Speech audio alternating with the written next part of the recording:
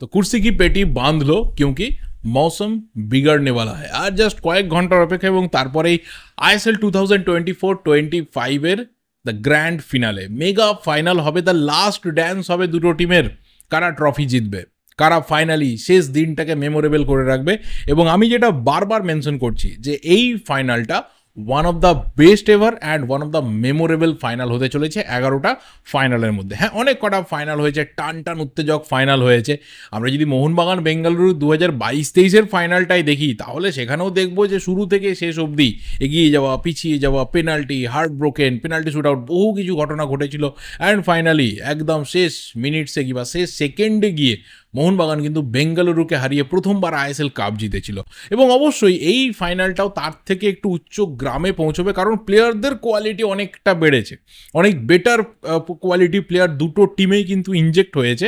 এবং মোটামুটি এই দুটো টিম যখন মুখোমুখি হয়, হিস্ট্রি বলছে লাস্ট 12-13 ইয়ার্সের যে এই দুটো টিম যখন মুখোমুখি হচ্ছে, 2013 থেকে বেঙ্গালুরু জার্নি শুরু, 2013 থেকে 25 এই 12 বছরে মোহনবাগান বেঙ্গালুরু যখন মুখোমুখি হয়েছে, একটা হাই ভোল্টেজ ম্যাচ আমাদের সামনে এসেছে।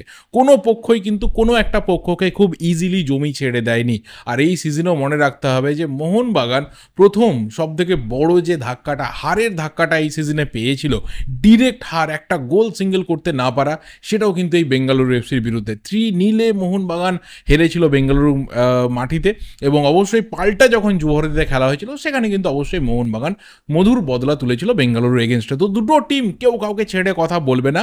আর এই দ্য লাস্ট ড্যান্স নিয়ে আমাদের কি কি বলার রয়েছে অবশ্যই আজকে একসাথে কথা বলবো। দেখো, দ্য লাস্ট ড্যান্স এমন একটা ফ্রেজ যেটা রিসেন্টলি জেসন কামিংস নিজের ইনস্টাগ্রাম পোস্টে ইউজ করেছে, তারপর একটা অসামান্য হাইপ উঠে গেছে যে কামিংস বোধহয় চলে গেল, কামিংস বোধহয় আর মোহনবাগানে থাকবে না, এটাই কামিংসের বোধহয় আইএসএল এর লাস্ট ম্যাচ হতে যাচ্ছে, বা মোহনবাগান জার্সিতেও কামিংসের লাস্ট ম্যাচ হতে যাচ্ছে। তো লাস্ট ড্যান্সটাকে হয়তো এখানে কামিংস নিজের আজকের ম্যাচের গ্র্যান্ড ফিনালে সেটাকে মেনশন করার জন্য করেছিল, বা সিজন যেহেতু র্যাপ হচ্ছে, আইএসএল পুরো র্যাপ হয়ে যাচ্ছে, বা কলকাতাতেও এই সিজনের লাস্ট ম্যাচ হচ্ছে, সেই পারপাসেও বলতে পারে। তো দেখা যাক আলটিমেট কি হয়, তার 1 বছরের কন্ট্রাক্ট বাকি রয়েছে, এই নিয়ে কারোরই ভেবে লাভ নেই।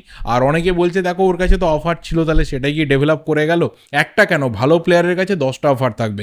এবং এখানে মোহনবাগান সমর্থকদের যেমন টেনশন করার জায়গা রয়েছে, ঠিক সেরকম একটা কোথাও প্রাউড ফিলিংয়ের জায়গা রয়েছে যে এমন একজন প্লেয়ার এই টিমে রয়েছে যার কাছে মাল্টিপল ক্লাবে যদি অফার থাকে তো অবাক হওয়ার কিছু নেই। কিন্তু দিনের শেষে কোনটা বেটার, কোনটা ফিউচারের জন্য ভালো, আর কোনটা অবশ্যই কামিংসকে অনেক বেশি হেল্প করবে তার ফুটবলের জন্য, সেটাকেই সে অ্যাকসেপ্ট করবে। আলটিমেট আমরা দিনের শেষে যে ফুটবলটা কামিংস উপহার দেবে সেটাকে এনজয় করি। আর ফিরে আসি ম্যাচের প্রসঙ্গে। দেখো, প্রথমে যে জিনিসটা বলতে হবে সেটা হচ্ছে আইএসএল কর্তৃপক্ষ একটা খুব সলিড রিমাইন্ডার দিয়েছে যে এর আগে টোটাল 4টে ফাইনাল এরকম হয়েছে, সেই ফাইনালে মোটামুটি হোম টিম হিসাবে তারা জিততে পারেনি, মানে নিজেদের হোম ভেন্যুতে ফাইনাল হয়েছে এবং হোম টিম কিন্তু ফাইনাল জিততে পারেনি। কবে কবে না, 2015-তে, 2016-তে, 2017-18-তে এবং রিসেন্টলি লাস্ট সিজনে 2023-24-এ, যেখানে হোম টিম কোনো ধরনের অ্যাডভান্টেজ পায়নি জেতার ক্ষেত্রে। 4বারই কিন্তু হোম টিমরা হেরেছে, বাকি সময় নিউট্রাল ভেন্যুতে ফাইনাল হয়েছে, তো সেটাকে মাথায় রেখে লাভ নেই। কিন্তু এটাও মনে রাখা দরকার যে কোথাও দ্য ফার্স্ট টাইম বলে একটা ব্যাপার রয়েছে। ইতিহাস যাই বলুক না কেন, ইতিহাসকে চেঞ্জ করারও একটা রাস্তা অনেক সময় অনেকে দেখিয়ে থাকে। তো এমনও হতে পারে 2024-25-এর ফাইনালটা হয়ে গেল the first time home team wins at their home soil, এটাও তো হতে পারে। তো দেখা যাক কি হয়। অন্তত পক্ষে মোহনবাগান সমর্থকরা 90 মিনিট বা দরকার হলে 120 মিনিট অবধি গেলেও টিমের জন্য গলা ফাটিয়ে এই ইতিহাসটাকে বা এই স্ট্যাটসটাকে চেঞ্জ করার জন্য আপ্রাণ চেষ্টা করে যাবে। একবার যদি টিম নিউজের দিকে দেখি তাহলে অবশ্যই দেখবো যে কয়েকজন প্লেয়ারকে নিয়ে কিছুটা সন্দেহ ছিল যে থাকবে কি থাকবে না, খেলতে পারবে কি পারবে না, তাহলে তাদের কিন্তু কংক্রিট আপডেট উঠে আসছে। যেমন মোহনবাগানে মনবীর সিং আগের ম্যাচে নেমেছিল, কিন্তু তারপরে শোনা যায় যে একটা আবারও হালকা নক লেগে গেছে, আবারও একটা নকের জন্য হয়তো ফাইনালটা মিস করে যাবে। কিন্তু না, মনবীর এই মুহূর্তে ট্রেনিংয়ের মধ্যে রয়েছে, ফিট রয়েছে, and he is ready to play the final. তো মনবীর সিং কিন্তু মোহনবাগানে অবশ্যই থাকছে। আর উল্টো দিকে সুরেশ এবং রাহুল ভেকে, এই দুজনকে নিয়েই একটা জল্পনা তৈরি হয়েছিল। সুরেশ তো আগের ম্যাচে চোট পেয়েই মাঠ ছেড়েছিল, কিন্তু সুরেশ ফিট হয়েছে এবং সুরেশ ট্রেনিং স্টার্ট করেছে, কিন্তু এই ক্ষেত্রে জেরাল্ড জারাগোজা তিনি ফাইনালি সুরেশকে স্টার্টিং 11-এ রাখবেন কিনা এটা একটা বড় ফ্যাক্টর, কিন্তু টিমের সাথে রয়েছে, প্র্যাকটিস করছে এবং অবশ্যই ফিট রয়েছে। রাহুল ভেকের একটা ছোট্ট প্রবলেম হয়েছিল, কিন্তু সেটা মেটে গেছে বলেই শোনা যাচ্ছে।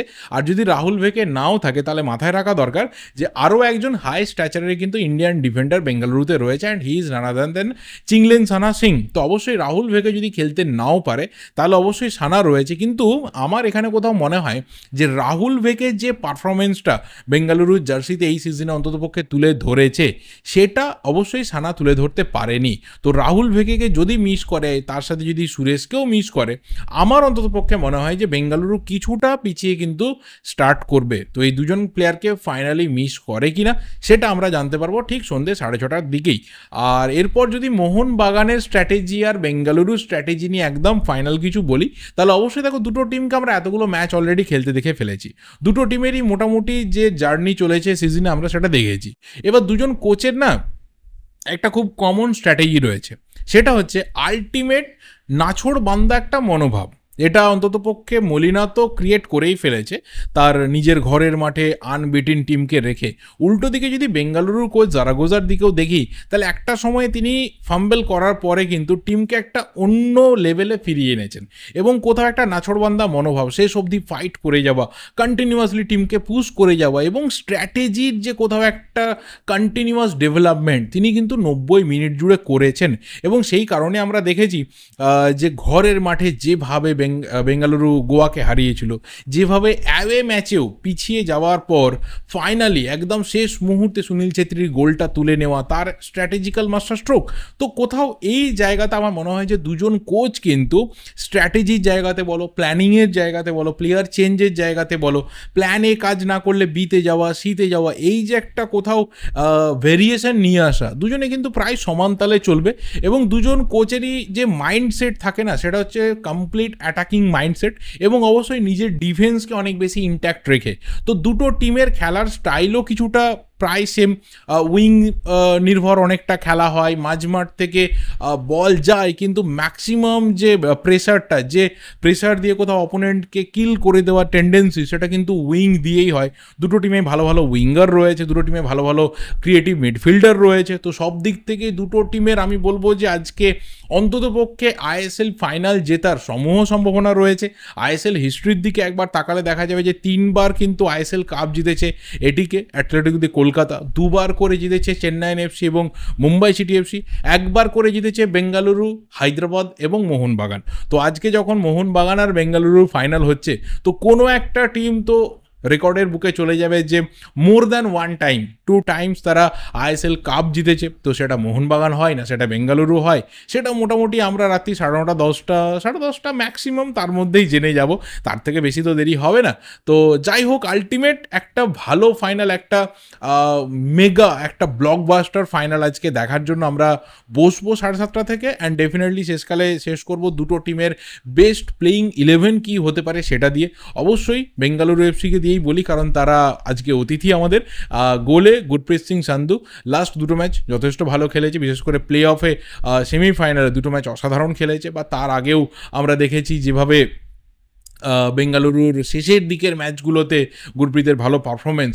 তো কোথাও গুরপ্রীত ডেফিনেটলি আজকে লাইমলাইট নেওয়ার মতো একটা টার্গেট করবে, জানে যে যুব ভারতীর মতো জায়গা মঞ্চ সবসময় পাওয়া যাবে না। রাইট ব্যাকে একটা অসাধারণ প্রতিভা নামগাল ভুটিয়াকে আমরা দেখছি, লেফট ব্যাকে রওশন নাওরেম সিং অন্যতম পছন্দের একজন প্লেয়ার আমার। সেন্টার ব্যাক জুটিতে অবশ্যই ইয়োভানোভিচের সাথে কি হবে, রাহুল ভেকে না চিংলেনসানা, কে আসছে দেখা যাক সেটা কি হয়। রাহুল ভেকের ফিটনেসের ওপরে সানার খেলা না খেলা নির্ভর করছে। রাহুল ভেকে থাকলে রাহুল ভেকেই। সেন্ট্রাল ডিফেন্সিভ মিডফিল্ডে পেড্রো ক্যাপো, তার সঙ্গী কে হবে, এটা হচ্ছে সবচেয়ে বড় ব্যাপার। যদি কোনোভাবে আজকে সুরেশ না খেলতে পারে তাহলে সেখানে কি হবে, তাহলে কি সামনে দিয়ে আমরা হার্স পাত্রের মতো প্লেয়ারকে দেখব, না মাঝ মাঠে অনেক বেশি করে আমরা অ্যালবার্তো নোগুয়েরাকে নেমে আসতে দেখবো, সেখানে অনেক বেশি উইংয়ে টিম খেলা ছড়াবে, সেটাও একটা দেখার বিষয় হবে। অ্যালবার্তো নোগুয়েরা তো ডেফিনেটলি থাকছে, কিন্তু তার রোলটা কীরকম হবে সেটাই দেখার। দুটো উইংয়ে অবশ্যই আমার যতটুকু মনে হচ্ছে যে একদিকে শিবশক্তি এবং উল্টো দিকে শুরু থেকে হয়তো সুনীল ছেত্রী থাকতে চলেছে, কারণ সুনীল ছেত্রী থাকা মানে টিম একটা আলাদা বেনিফিট পাবে, একটা আলাদা অ্যাডভান্টেজ পাবে। এবং অবশ্যই যুবভারতীতে যত মানুষ আজকে খেলা দেখতে যাবে তারা কিন্তু সুনীল ছেত্রীকে দেখার জন্য ওয়েট করে থাকবে, কারণ মোস্ট প্রবাবলি এই আজকের ফাইনালটা সুনীল ছেত্রীর ক্লাব কেরিয়ারের লাস্ট আইএসএল ম্যাচও হতে পারে, কারণ আগামী সিজন থেকে যতটুকু আভাস পাওয়া যাচ্ছে সুনীল ছেত্রী কিন্তু নিজের বুট জোড়া তুলে রাখতে পারে। তবে হ্যাঁ, এটা বরাবর শুনতে পাওয়া যায়, হবে কি হবে না জানি না। তো সুনীল ছেত্রীও একটা বড় লাইমলাইটের জায়গাতে থাকবে, ফোকাসের জায়গাতে থাকবে।